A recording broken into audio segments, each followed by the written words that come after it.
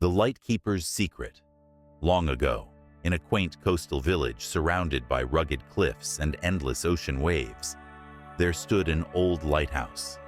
The villagers called it the Guardian, for its light had saved countless sailors from being dashed against the rocks. Tending this lighthouse was a boy named Leo, who had lived there with his father, the Lightkeeper, ever since he could remember. Leo loved the ocean more than anything. When his chores were done, he would race down to the shore, collecting seashells, watching crabs scuttle across the sand, and dreaming of great adventures across the sea. But his father, a man of discipline and caution, often reminded him, "The ocean is as dangerous as it is beautiful, Leo. You must respect it." One stormy evening, as waves crashed violently against the cliffs, Leo noticed something unusual. Through the thick, swirling mist, he saw a faint golden light dancing across the water. At first, he thought it was a reflection of the lighthouse beam, but then it moved, as if alive, weaving through the waves like a living creature. Unable to resist his curiosity, Leo ran down to the beach despite the howling wind. There, caught in the tide, was a strange sight. A shimmering golden fish struggling against the pull of the waves. Its scales glowed faintly, even in the darkness, and its eyes sparkled like tiny stars.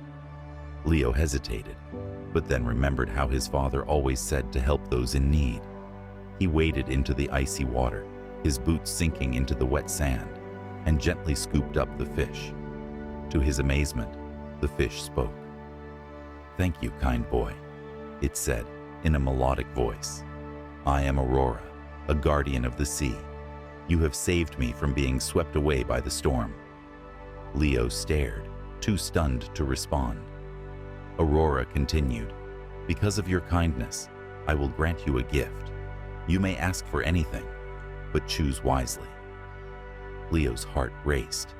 He could wish for wealth, to help his struggling village, or perhaps for the adventures he always dreamed of. But then he thought of the stormy sea and the many sailors who relied on the lighthouse to guide them to safety. "I wish to keep the sea and its people safe," Leo said finally. Aurora nodded, impressed by his selflessness. "Then I will share with you the secret of the sea. But with great knowledge comes great responsibility." With that, the fish leapt back into the water, disappearing in a swirl of golden light. The next morning, Leo woke to find a small glowing conch shell resting on the windowsill.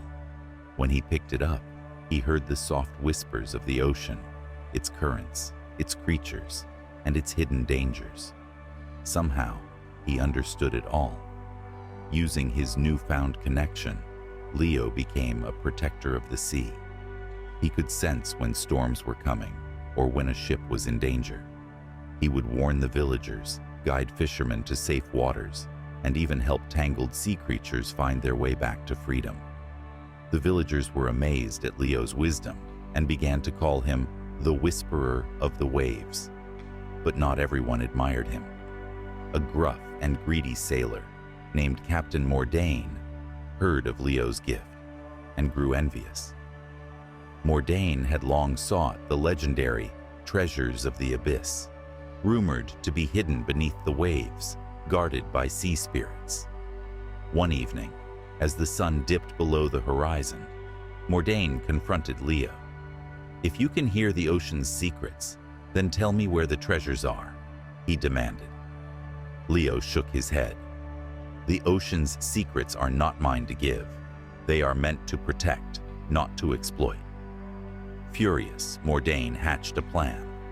Under the cover of darkness, he crept into the lighthouse and stole the glowing conch shell. The moment the shell left Leo's care, the ocean grew restless.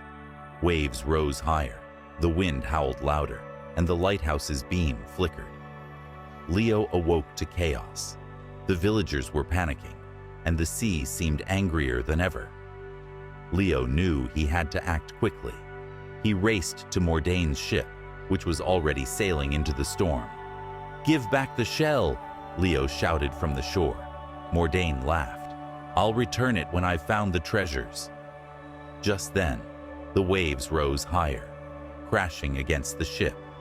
Aurora, the golden fish, appeared again, her glow piercing through the storm. "Mordain," she said in a booming voice, "the treasures you seek are not gold or jewels, but the balance of the sea. By taking the shell, you've disrupted that balance. Return it, or the ocean will reclaim you." Terrified, Mordain threw the shell overboard, and it washed ashore at Leo's feet. He picked it up, and instantly, the storm began to calm. From that day on, Leo's bond with the sea grew even stronger. He realized that the ocean, like people, needed care, respect, and protection. Aurora visited him one last time, her golden glow as warm as the sun. "You've proven yourself, Leo," she said. "The sea is lucky to have a guardian like you. Always remember, true treasure lies in harmony, not greed." Leo nodded, clutching the shell close to his heart. He returned to the lighthouse, where its beams shone brighter than ever, guiding not just sailors, but the entire village to a future of respect for the sea and its wonders.